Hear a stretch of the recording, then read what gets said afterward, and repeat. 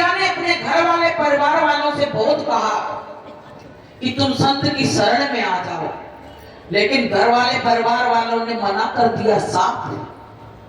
बोले तू जा, तुझको जाना है, पर मैं ये संसार नहीं छोड़ पाऊंगा। तो प्रेमियों, मीरा ने देश छोड़ दिया अपना और जाके परमात्मा के चरणों में लवलीन हो गई।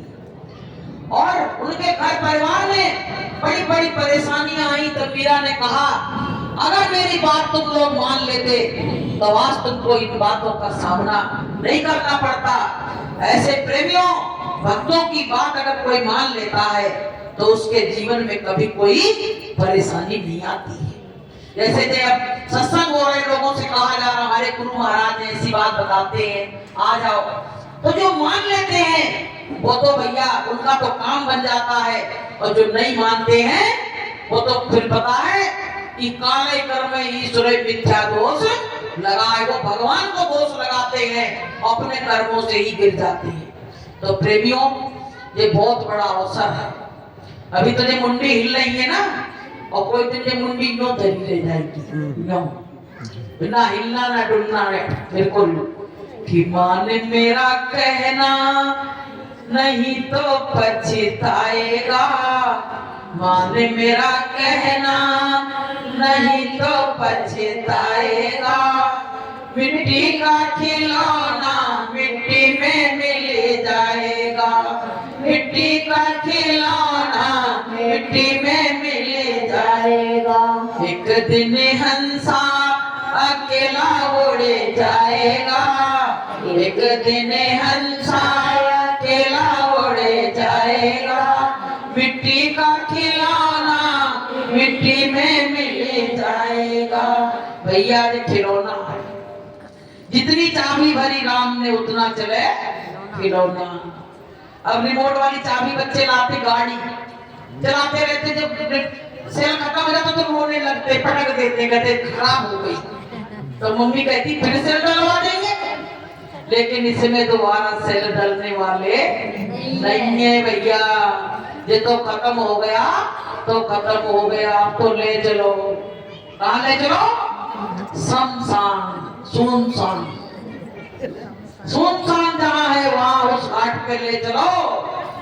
कि किसी दिन देख लेना कि ऐसी नींद आएगी, किसी दिन देख लेना कि ऐसी नींद आएगी कि हम तो सोए हुए होंगे, ये दुनिया हमको जगाएगी।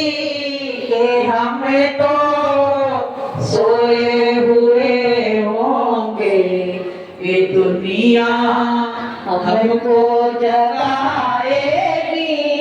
किसी दिन देख लेना कि ऐसी नींद आएगी। तुझे संसार के खूंटे से जिसने बांध रखा है, तुझे संसार के खूंटे से जिसने बांध रखा है, उसी दिन ममता की ये रस्सी टूट जाएगी। उसी दिन ममता की ये रस्सी टूट जाएगी। कि हम तो सोए हुए होंगे, ये दुनिया हमको जगाएगी। कि हम तो सोए हुए होंगे, ये दुनिया हमको जगाएगी। तो प्रेमियों, जो संसार वाले कह रहे थे तू मेरा है, तू मेरा है, ममता की रस्सी बंधी हुई थी और मरते ही वो रस्सी टूट गई। अब तो भैया कह रहे हैं इसको चदरा उड़ा दो। चदरा उड़ा दो काहे को? क्योंकि मिट्टी बन गया। अब भैया इसमें क्या ऐसी चीज थी? पूरा शरीर मौजूद है, मिट्टी कहां से आ गई? उसके ऊपर साफ सुथरे कपड़े पहने हैं, सब कुछ नहीं, मिट्टी में से बन गया। तो पता है संत क्या कह रहे हैं? इसमें से जीवात्मा निकल गई और वो पिंगला मिट्टी का बन गया। अब तुम्हारा कोई ग्राहक नहीं है। अब तो पता है गिद्ध और कौवा खाएंगे इसको, या तो अग्नि के सुपुर्द कर दिया जाएगा और इसका कोई काम नहीं है। तो प्रेमियों, ये समय आने से पहले ही चेत जाओ। संतों ने कहा है कि चेत सवेरे बावरे और फिर पीछे पछताए, और तुझको जाना दूर है कहे कबीर बताए। बहुत दूर जाना है, बड़ी दूर नगरी है, वहां पता है कोई साधन नहीं। जैसे कहते हैं ना उधर बहन जी कहाँ सत्संग है, लेकिन उधर है बहन जी, वहां कोई साधन नहीं। अब जब मर के जीव जाता है तो पता है कोई गाड़ी आती नहीं, कोई गाड़ी आती नहीं, कोई नहीं आती।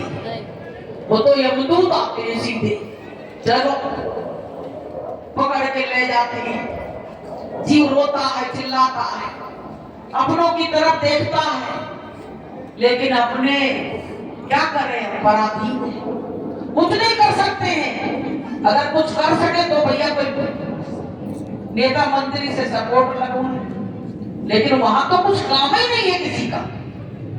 इसलिए प्रेमियों, आजकल पता है एक चलन और चल गया। अब कोई नरक नहीं जा रहा। वो कैसे? चिट्ठी जो बनाई जाती 13वीं की, वहां में क्या लिखा रहता है कि फलाने का स्वर्गवास हो गया। क्या मतलब नरक सब बंद कर दिए गए। अब ये बताओ, जिंदगी भर गलत काम करते रहे और फिर कहते कि स्वर्गवास हो गए, तो क्या ये संत महात्मा जाएंगे नरक में? ये बताओ, संत महात्मा जाएंगे क्या नरक में? माइक अंदर रखा होगा, उठा लो। टाइम हो गया होगा, टाइम हो ही गया। कितना बजे? 3:25 है। काल ये बात सुनना पसंद नहीं कर